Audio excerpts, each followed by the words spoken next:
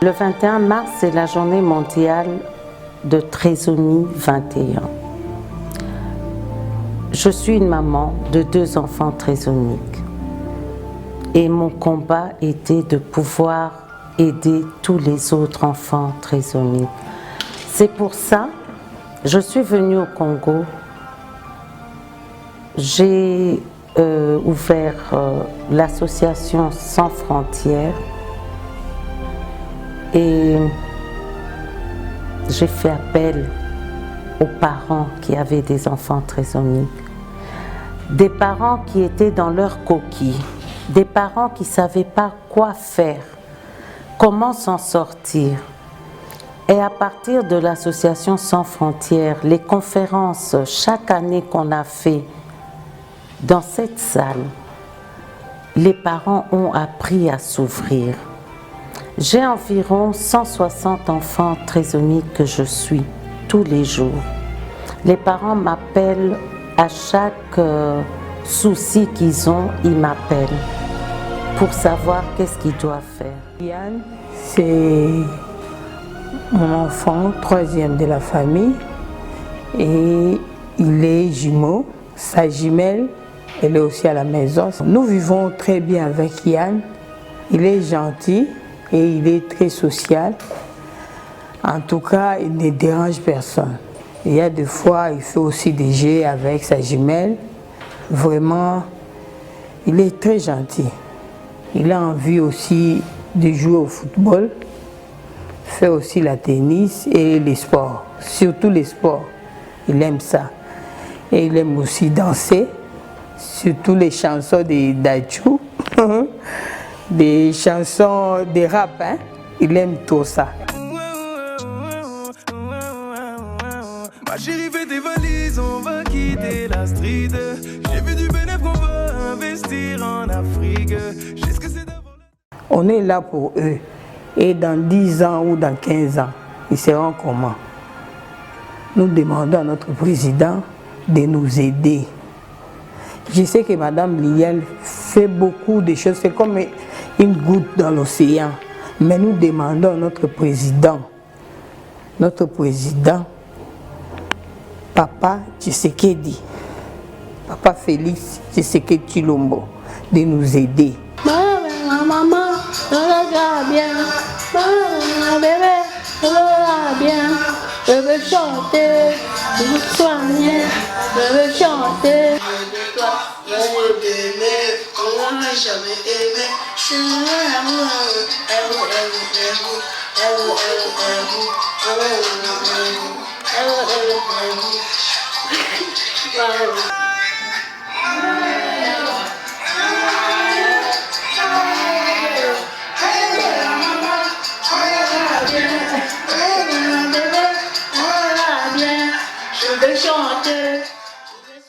moi, je serai master.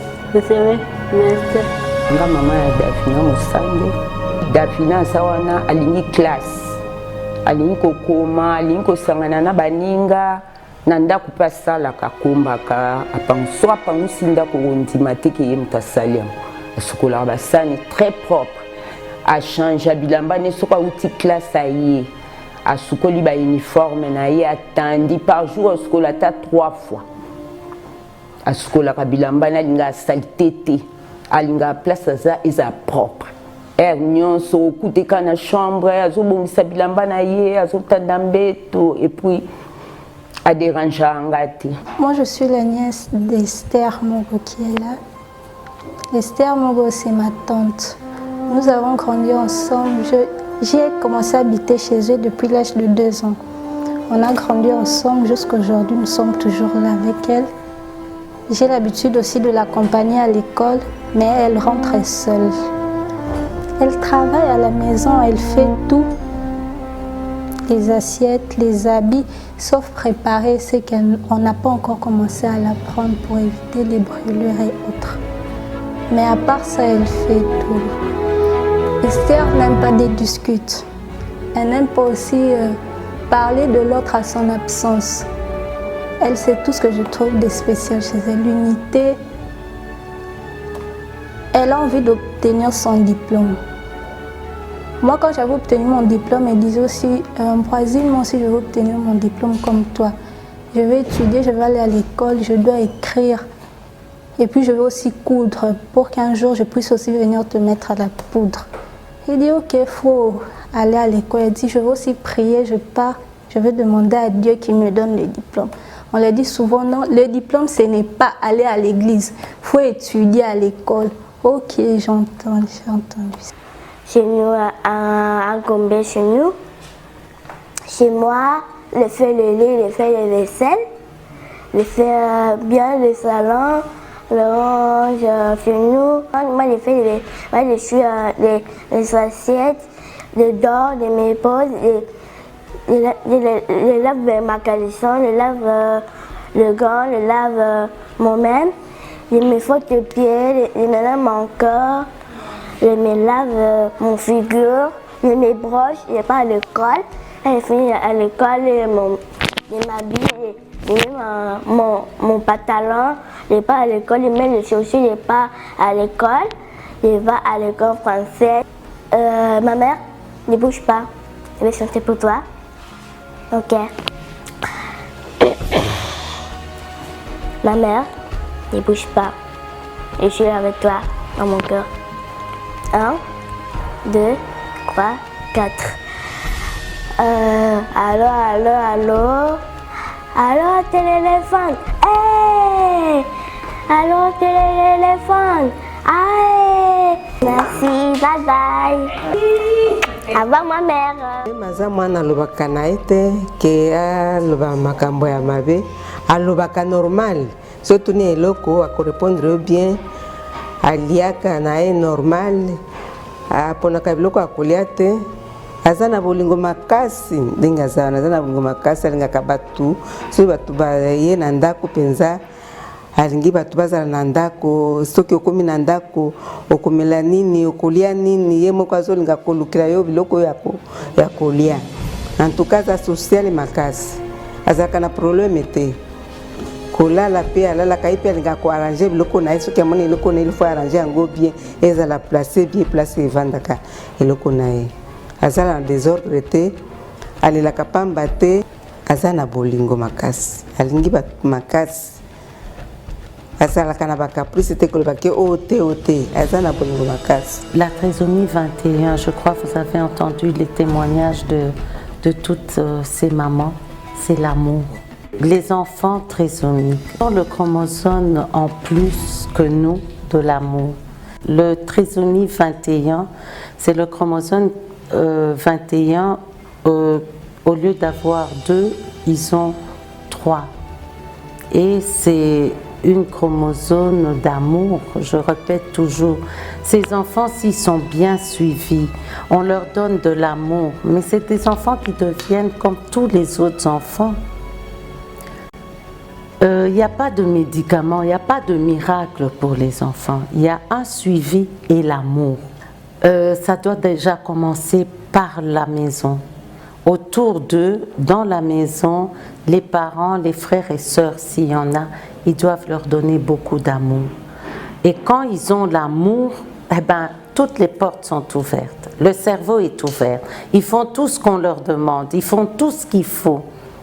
Mais si c'est des enfants qui sont battus, qui sont cachés, qui sont enfermés, le cerveau aussi est enfermé. Il se referme. Et cet enfant ne sait plus rien faire. Je donne toujours l'exemple de Yann, mon fils qui a 20 ans, qui fait du tennis, karaté. Il prépare sa ceinture verte.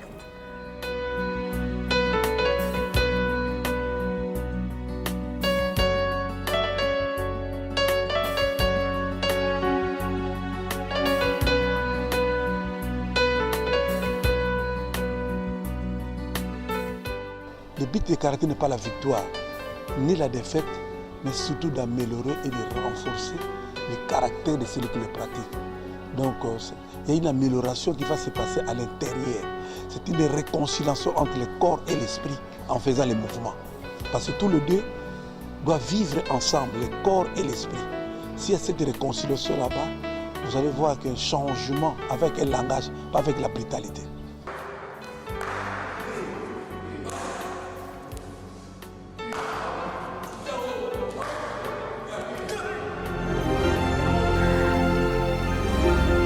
il fait l'informatique, il est autonome, il fait tout seul. Pourquoi pas les autres? Vous avez entendu les mamans, vous avez vu les enfants. Ils sont capables de beaucoup de choses, mais les parents n'ont pas les moyens. Je leur dis toujours, Madame Liliane ne peut pas tout faire toute seule. Ce que je peux faire d'abord, c'est les soins, les aider dans les soins de leurs enfants. Les études, pour tout ce qui suit le reste, c'est impossible, je ne peux pas tout faire. Il faut des logopèdes, il faut la kiné, il faut des suivis, l'école. Moi, ce que je fais, je m'occupe d'eux pour l'oculiste. Quand ils ont des problèmes des yeux, j'achète les lunettes, les gouttes des yeux. S'il faut opérer, on opère. Le dentiste, le suivi complet. Il y a un enfant qui doit mettre toute une denture un appareil dentaire parce que tous les dents sont abîmées. Et l'oreille, les opérations, ils ont souvent des problèmes d'oreille parce qu'ils ont de l'eau derrière le tympan. Ils entendent le son, ils n'ont pas le son qu'il faut. Alors tout ça, je prends en charge, mais le reste, c'est impossible. J'ai des mamans qui me disent, on n'arrive pas à payer, parce que c'est souvent des écoles qui demandent quelqu'un, un accompagnateur pour ses enfants. Mais il faut payer. Les parents n'ont pas les moyens. Aujourd'hui, je refais appel devant tout le monde de pouvoir trouver des solutions pour eux, pour les enfants trisomiques. De pouvoir, aujourd'hui, il y aura un appel de fonds. C'est surtout pour m'aider à la construction de ce village pédiatrique qui va beaucoup nous aider. C'est vrai, j'ai Kalimbelembe qui m'ouvre la porte. J'ai El Rafa qui m'ouvre la porte pour les soins, mais c'est pas ça. Il manque beaucoup de choses. Et le village pédiatrique, on compte aménager, comme en Europe, quelque chose de gai pour ces enfants. C'est des enfants déjà malades. S'ils arrivent dans des endroits sales, pas bien, ils n'ont pas même une petite salle de distraction, de pouvoir jouer. C'est très compliqué. Et là, ils auront tout. Vraiment, je fais appel, je vous demande vraiment de pouvoir mettre votre main pour aider le village pédiatrique qui soit construit. Il y aura des centres de formation pour ces enfants. Ça va beaucoup soulager les parents. Qu'on puisse nous aider. Parce que j'ai donné tout de moi. Et j'ai même dépouillé mon mari parce que tous mes économies, tout ce que son travail, il a son travail, mais il s'occupe aussi. On n'est qu'à deux pour s'occuper. Et aujourd'hui, je fais appel à toutes les personnes qui m'entendent de pouvoir nous aider, de pouvoir m'aider. Déjà que j'ai fait toute la construction de l'hôpital, la clôture, c'est 2,5 hectares. Ça m'a pris énormément. Je viens de placer un portail. Il me reste l'autre portail. Qui peut le faire pour moi? Je fais appel. Et d'ici juin, après la saison de pluie, on compte commencer la construction. Ça nous demande beaucoup, mais avec votre aide, on arrivera. L'aide de tout le monde, on arrivera. Cette pédiatrie, ce village pédiatrique n'appartient pas à CEF, appartient à toute la population congolaise. C'est un don qu'on met pour les enfants malades.